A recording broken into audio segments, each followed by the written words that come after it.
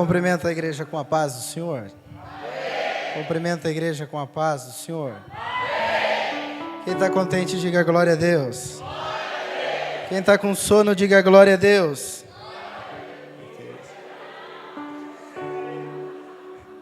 Que Deus abençoe toda a amada igreja. Desde já quero aqui agradecer a Deus por esta oportunidade. Que Deus abençoe também toda a igreja, a Assembleia de Deus, família renovada em Cristo. Pastor Carlos, saudade que eu estava do senhor, faz bom tempo que a gente não se vê, né? O senhor tá chique, o senhor, o pastor Valdir Mascarenhas, vocês estão calça sarja, calça casual, sapato, o senhor tá... Nem Salomão andou nessa, toda essa glória. Reinaldo, meu amigo, RF Produções, o Reinaldo estava com a gente ali no Avante, né? O Reinaldo fez toda a cobertura.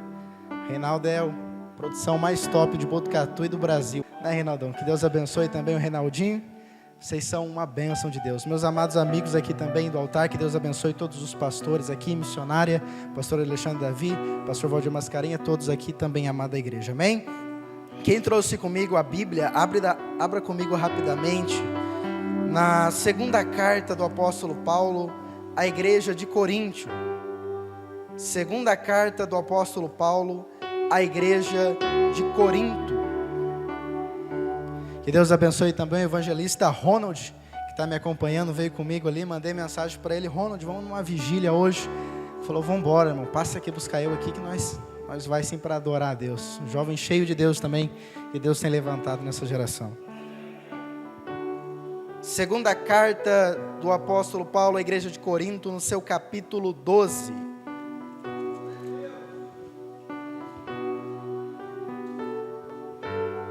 Quem achou, diga amém.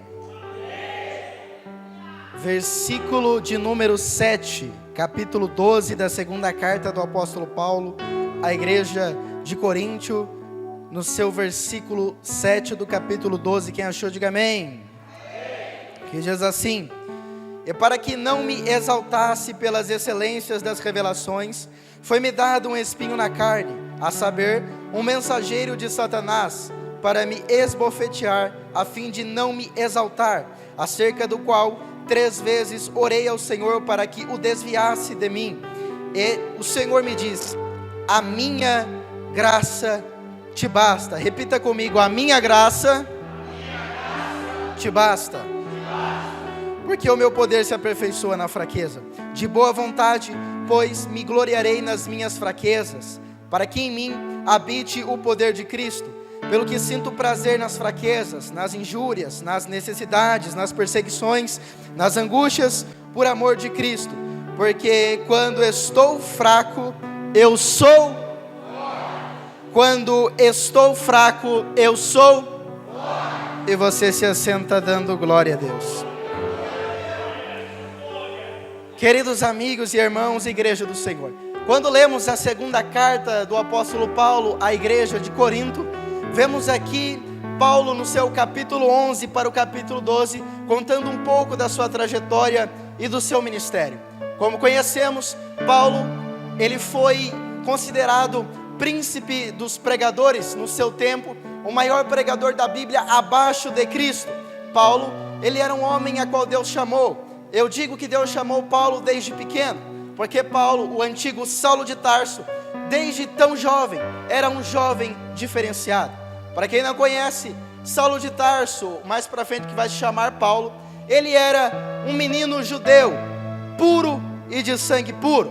Há alguns que dizem que Paulo, ele tinha uma descendência romana, mas na verdade, Paulo, ele nasceu numa cidade chamada Tarso, uma cidade que ficava na província de Roma, e por causa disso, Paulo, ele vai ter uma cidadania romana, mas é bem verdade que ele era judeu puro, e como qualquer outra criança da sua época e do seu tempo que era judeia, Paulo, ele cresceu nos templos, nas sinagogas, aprendendo acerca das leis, as leis de Moisés, as leis dos 5 Pentateucos, os 5 primeiros livros da Bíblia, o livro de Gênesis, Êxodo, Levítico, Número e Deuteronômio.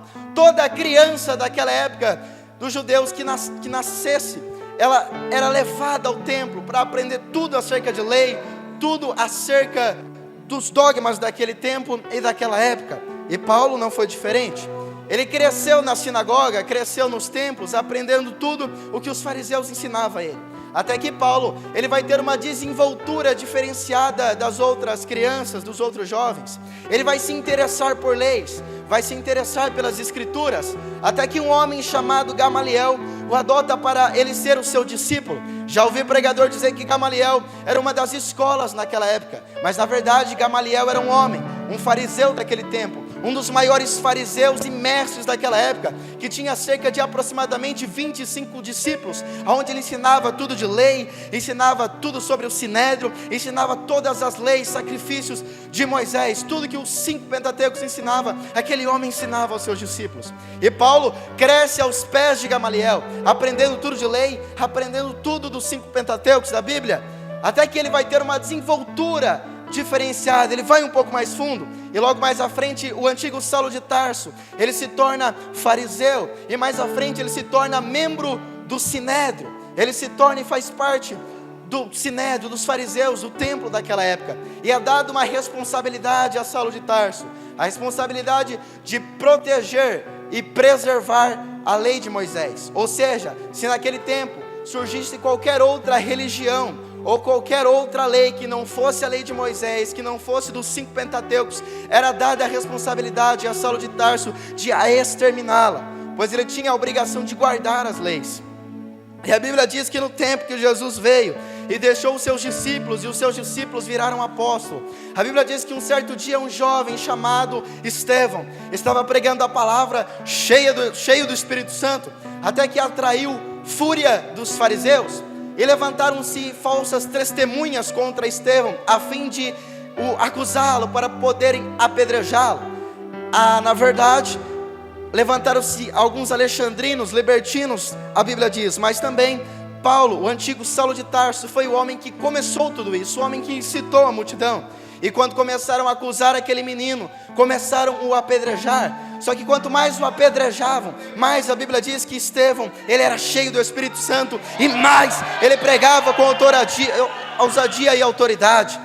A Bíblia diz então que ele olha para o céu, tem uma visão, vê os céus abertos, e vê o Filho do Homem, o Filho de Deus, sentado à destra do Pai. Quando Estevão fecha os seus olhos e cai morto, a Bíblia diz que rasgam as suas vestes e jogam nos pés de um homem chamado Saulo de Tarso. É aí que começa o seu ministério, e é aí que o livro de Atos cita o ministério de Saulo de Tarso, e cita pela primeira vez o seu nome. E a Bíblia diz que ele então se tornou um perseguidor implacável, porque como eu disse, como ele era um fariseu, cresceu tudo aprendendo acerca de lei, ele defendia as leis, porque o evangelho de Jesus veio para confrontar, era o evangelho da graça, e deu um contraste com as leis. Então o apóstolo Paulo, ele viu que aquilo era como uma seita, eles viam aquilo como uma seita, como algo errado. Então ele começou a perseguir a igreja, até que um grupo da igreja saiu de Jerusalém e foi para uma cidade chamada Damasco. Quando chegaram na cidade de Damasco, Paulo, o antigo Saulo, ele fica sabendo que havia um grande grupo da igreja na cidade de Damasco. Então ele vai até os seus companheiros no templo do sinédrio, pedir cartas de autorização para que ele pudesse ir até essa cidade. E ele consegue essas cartas, e ele vai então para Damasco. A Bíblia não diz, a Bíblia não fala, mas eu imagino que ele montou num cavalo, pastor Alexandre Davi, porque a distância era muito grande, não tinha como ele ir a pé. Eu imagino que ele montou em um cavalo, naquela época um dromedário, um camelo, e foi com os seus companheiros a fim de perseguir a igreja. Há um historiador que diz, o historiador Hernandes Dias Lopes, ele diz que Paulo, o antigo Saulo, era um perseguidor implacável. Ele era um monstro, ele pegava os crentes, torturava os crentes, batia nos crentes, ele pegava os seguidores de Cristo, e ele batia e torturava-os, até que ele consegue essas cartas e vai. Quando ele está indo para o caminho, no meio do caminho de Damasco, uma grande luz sai do céu e o cega. A Bíblia não diz, mas eu costumo dizer que fez ele cair do cavalo, pastor Carlos, e ele cai no chão. E sai uma grande voz da luz dizendo: Saulo, Saulo de Tarso, por que tu me persegues?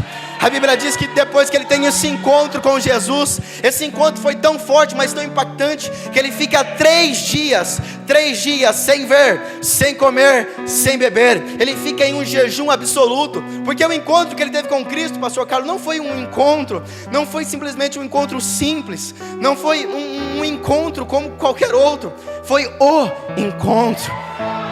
Eu já ouvi pessoas dizer assim: ei, vai na igreja, porque se você não for na igreja, ficar fugindo do chamado de Deus, Jesus te pega na curva. Mas aqui eu vejo que Jesus não pega ninguém na curva. Quando ele vai pegar, ele pega de frente. E a Bíblia diz que ele vai parar na casa de um homem chamado Judas. E quando ele chega na casa do homem chamado Judas, Jesus aparece numa revelação para o pastor Ananias, um pastor da igreja de Damasco. Ele diz para ele: Ananias, vai numa rua chamada direita, pergunta na casa de Judas por um homem chamado Saulo de Tarso. Eis que eu já mostrei para ele em visão que você iria até a casa de Judas e ia batizá-lo. Quando ele fala o nome Saulo, eu imagino que Ananias fala: ah, Senhor, mas eu ouvi falar desse homem, ele bate na gente, esse aí é o perseguidor implacável. Aí eu imagino Jesus olhando para Ananias e dizendo: Ananias, eu não pedi, eu mandei, vai. Por que, Senhor? Sabe por quê, Ananias? Porque para mim este é vaso escolhido, a qual eu escolhi e levarei para levar a minha palavra diante dos gentios, e lhe mostrarei o quanto deve padecer por causa do meu nome. A Bíblia diz que Ananias vai, batiza o Saulo de Tarso, que agora se torna o apóstolo Paulo. A Bíblia diz que ele é batizado, e quando Paulo ele é batizado, é dado uma injeção de ânimo nele, porque ele já sai pregando. É o único homem da Bíblia que se converteu de um dia para o outro. 3 dias atrás era um perseguidor, um monstro, um descrente. 3 dias depois se torna um pregador, se torna um homem disposto a viver por Cristo. Só que quando ele começou a pregar a palavra, algo de errado aconteceu. As pessoas ficaram com raiva, falaram: como pode? Este homem há 3 dias atrás estava batendo na gente, dando chicotada na gente, agora está aí pregando. Vamos pegar ele, vamos apedrejá-lo. A Bíblia diz que se levantou uma grande multidão com ele, que tiveram que enfiar Paulo num cesto para sair da cidade. Então eu imagino, pastor Carlos, que o pastor Pedro, o apóstolo daquela época, o líder dos apóstolos, chega até ele e eu imagino que ele fala: irmão Paulo, eis que o teu ministério tem causado muito alvoroço, sei que a chama arde no teu coração, mas faz o seguinte, volta para a sua cidade em Tarso. Quando a poeira baixar, fica tranquilo, nós vamos lá te chamar. E assim acontece, colocam ele num cesto, e Paulo volta para Tarso. E ele fica esperando, e eu imagino que ele fica com aquela voz de Pedro na cabeça, a esperança. Quando chegar a hora, quando a poeira baixar, eles disseram que vão vir me buscar. Passa-se 1 ano. Eu imagino que Paulo fala com ele mesmo: nossa, devo ter causado um grande alvoroço mesmo. Mas eles me disseram: quando a poeira baixar, eles vão vir me buscar. Passa-se 4 anos. Imagino que ele ainda tinha uma chama, pastor Alexandre Davi. Quando a poeira baixar, eles disseram: eles vão vir me chamar. Passa-se 7 anos. Paulo agora não tinha como viver da obra, então ele vai aprender uma profissão. Ele vai aprender a tricotar tenda, fazer tenda. Agora ele vira, pastor Carlos, um vendedor de tenda e um tricotador de tenda. Até que se passa 10 anos. Eu imagino que toda noite ele sonhava, mas já estava um pouco desanimado, porque passou 10 anos. Passa-se aproximadamente 14 anos. 14 anos. E o pastor Pedro chama um presbítero da igreja, um pastor da igreja de Antioquia, Barnabé. Eu falo para ele: Barnabé, tem uma igreja para você assumir lá na cidade de Antioquia. Mas como Barnabé era um homem cheio de Deus, um homem que não fazia nada sem antes a confirmação de Deus, ele vai orar. E Deus revela para ele que tem um homem, um esquecido lá em Tarso. Então a Bíblia diz no livro de Atos que Barnabé vai até em Tarso buscar o esquecido, o rejeitado, o monstro, que estava há 14 anos aproximadamente aguardando uma promessa. E Barnabé vai e chega na cidade de Tarso. E há um historiador que diz, o mesmo, Hernandes Dias Lopes, diz que quando Barnabé chega, ele vê um monte de tenda. E a melancolia de Paulo naquela época era grande, porque imagina você ficar 14 anos esperando por uma promessa. Paulo, ele era um homem de difícil relacionamento. Olha para cá. Ele era um homem que não cumprimentava com bom dia, com boa tarde, com shalom, com a paz do Senhor. Ele era um homem de cara fechada, um homem de face fechada. Era um homem que não falava com qualquer um, não dava um sorriso. E naquele dia a melancolia de Paulo era grande. E eu imagino Barnabé chegando no hidromedário, indo até a tenda dele. E ele lá dentro da tenda, eu imagino Barnabé chegando nele e dizendo: irmão Paulo, o senhor ainda tem vontade de ser obreiro? Irmão Paulo, a chama missionária ainda queima no seu coração? Aí há o historiador que diz que Paulo levanta revoltado, pega a tenda, pastor Carlos, quebra a tenda, começa a amarrar tudo numa troncha e coloca em cima de um dromedário. E Barnabé tentando falar com ele: irmão Paulo, o senhor ainda sente vontade de servir? Irmão Paulo, o senhor ainda quer ser missionário? E Paulo lá quebrando tudo as tendas, amarrando numa troncha, colocando tudo em cima de um camelo, de um dromedário. Aí Barnabé tentando falar com ele, Paulo olha para Barnabé e fala: vambora, Barnabé, o que você está esperando? Vambora! Faz 14 anos que eu estou esperando, Barnabé. Faz 14 anos que o óleo está dentro de mim. Vambora! Olha para cá. Nessa noite o Senhor me trouxe aqui para lhe dizer: a tua hora vai chegar. Eu não sei quanto tempo você está esperando a promessa. Eu não sei se faz 4, 5, 6, 7 anos que Deus prometeu alguma coisa. Eu não sei se faz 10 anos. Mas essa noite o Senhor me trouxe aqui para lhe dizer: a tua hora vai chegar. Logo, logo Deus vai mandar um Barnabé te buscar lá. Na hora que você estiver trabalhando lá no seu serviço, Deus vai mandar alguém te buscar. Se você acredita nessa palavra, levante a sua mão direita para o céu assim, chacoalha ela, agarre o ombro da criatura que está ao teu lado, agarra a criatura que está ao teu lado aí, dá um chacoalhão nela, mas é para chacoalhar, e diz para ela assim: Deus te trouxe aqui nessa noite para isso, para sacudir a tua chamada e para lhe dizer: aguenta mais um pouco, a tua hora vai chegar.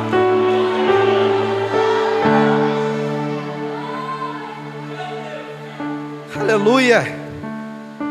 E Paulo vai e começa o seu ministério, e ele começa as suas viagens missionárias. E como conhecemos, Paulo ele foi um dos maiores plantadores de igreja do Novo Testamento, até que ele escreve uma carta à igreja de Corinto.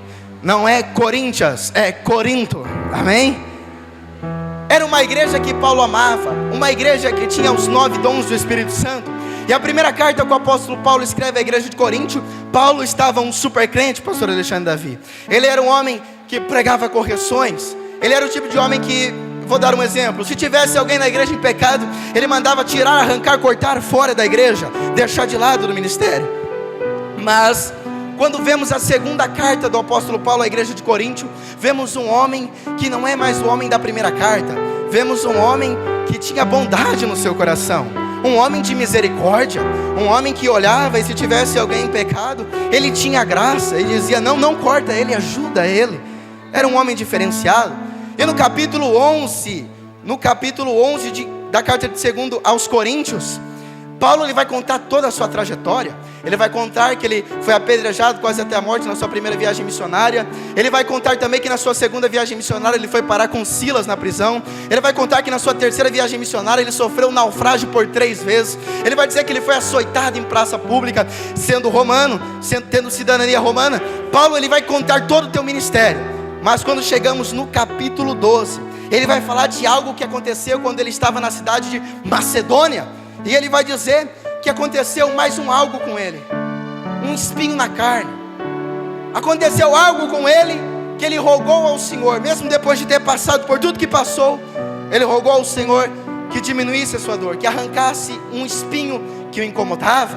E a resposta que Deus deu para ele, que o Senhor deu para ele, foi uma bela de uma lapada: Paulo, eu não vou arrancar o espinho, mas a minha graça te basta. Olha para o irmão que está ao teu lado e diga para ele: Deus vai te dar graça. Fala para ele: Deus vai te dar graça. Eu vou entrar aqui também, já vou terminar. A palavra graça, ela significa favor imerecido. A graça é um dom de Deus. É algo que eu preciso, mas não mereço. É algo que Deus olha para mim e me dá. É por isso que Paulo vai dizer para Éfeso que pela graça sois salvos. Não é por obras, para que ninguém se vanglorie, mas é pela graça. Outra definição de graça é auxílio divino. Graça, favor imerecido, algo que eu não tenho e não posso comprar, é algo que eu não mereço, mas é algo que Deus olha para mim e me dá pela graça, porque Ele me ama. E também, outra definição de graça, auxílio divino, ajuda do céu. Quando ele diz para Paulo, Paulo, a minha graça te basta, nesse sentido, ele está dizendo que o seu auxílio, a tua presença, bastava para ele. Por quê? Porque tudo se resume em graça. Você está aqui hoje, nessa noite, porque Deus te deu graça.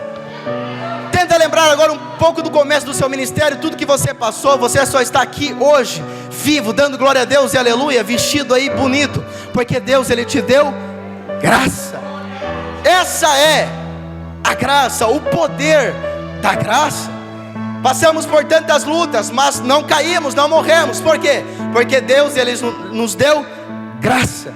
E é isso que Paulo, o Senhor estava tentando ensinar para ele. Paulo, você passou por tanta coisa, agora está passando por uma prova, está querendo desviar, Paulo. Paulo, fica sabendo que eu não vou diminuir essa dor, não vou tirar esse espinho, mas a minha graça te basta, porque o meu poder se aperfeiçoa na fraqueza. Ou seja, Paulo, Deus está dizendo nessa noite, a minha graça te basta. Você que fica pedindo para Deus diminuir a sua luta, aí o Senhor está dizendo para você nessa noite, a minha graça te basta. Mas como assim, Senhor, eu te pedi tanta coisa? Não, o Senhor está dizendo, a minha graça te basta. Paulo, na primeira viagem missionária, como eu disse, foi apedrejado quase até a morte, mas não morreu. Por quê? Porque Deus deu graça. Na sua segunda viagem missionária foi chicoteado, pastor Carlos, mas não morreu pelos açoites. Por quê? Porque o Senhor deu a ele graça. 3 vezes sofreu um naufrágio, mas não morreu. Por quê? Porque Deus deu a ele graça. Foi pela graça que ele não morreu. Paulo, ele foi parar na mão de judeus que o torturaram, mas não morreu. Por quê? Pela graça. Você está aqui hoje pela graça. O Senhor te salva nessa noite pela graça. Nessa noite você só sobreviveu aqui pela graça do Senhor. Então quando você pensar em desistir, quando você pedir para Deus diminuir a tua dor, lembra de uma coisa, a graça do Senhor te basta, e ela se aperfeiçoa na sua fraqueza. E para terminar, aí Paulo ele vai dizer, então entendi, Senhor, o mistério. Então entendi, Senhor, o que o Senhor quis dizer. Aí ele vai dizer no versículo 10 do capítulo 12, pelo que sinto prazer nas fraquezas, nas injúrias, nas necessidades, nas perseguições, nas angústias, por amor de Cristo. Porque quando eu estou fraco, eu sou. Porque quando eu estou fraco, eu sou. E aqui eu já termino. Olha para o teu irmão e diga para ele, quando você está fraco, é aí que você é forte.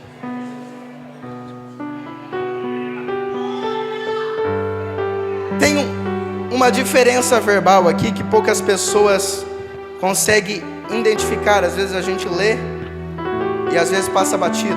Quando Paulo fala assim, porque quando eu estou fraco, tem algumas bíblias que tem uma vírgula e tem um então sou forte, mas o mais correto é, quando eu estou fraco, ele já pula, eu sou forte. Há uma diferença no verbo estar para o verbo eu sou. O verbo estar, olha para cá, o verbo estar é um verbo passageiro. Ele está fraco, mas ele não é fraco. É um verbo passageiro. Vou dar um exemplo. É a mesma coisa de amanhã, domingo, eu dizer, ontem eu estava na vigília com o pastor Carlos Eduardo.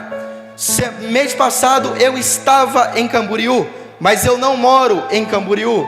Mês passado eu estava em Santa Catarina, mas eu não moro no estado de Santa Catarina. Eu estava na vigília, mas eu não moro aqui com o pastor, não congrego com o pastor, eu estava aqui. Estar é um verbo passageiro. Agora ele vai dizer, eu sou forte.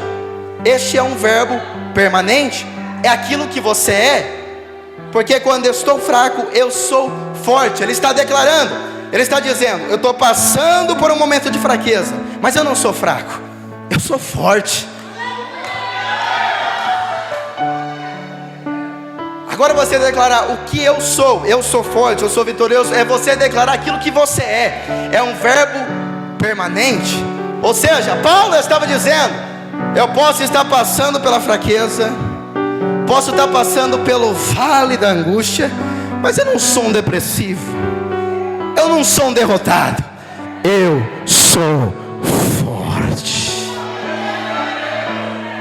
Diga para o irmão que está do teu lado, você pode estar passando, fala para ele, você pode estar passando, mas você não é Aleluia. Tem gente que não entendeu isso aqui, por isso que não deu glória. Você pode estar passando pelo vale da depressão, da tristeza, mas você não é uma pessoa triste. Você é forte.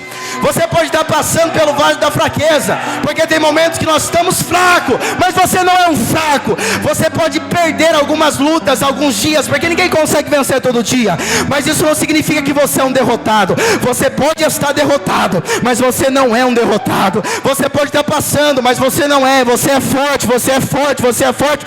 Só quem acredita no que eu estou dizendo, levante a tua mão e dê um grito de glória.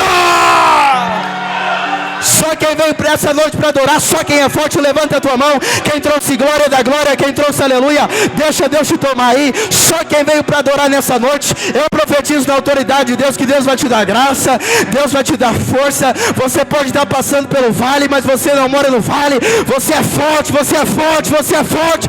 Só quem veio para adorar, receba a tua bênção nessa noite, receba a autoridade, receba o poder de Deus aí agora, agora, agora. Já! Só quem pode adorar, glorifica o nome do Senhor e balte palma para Jesus.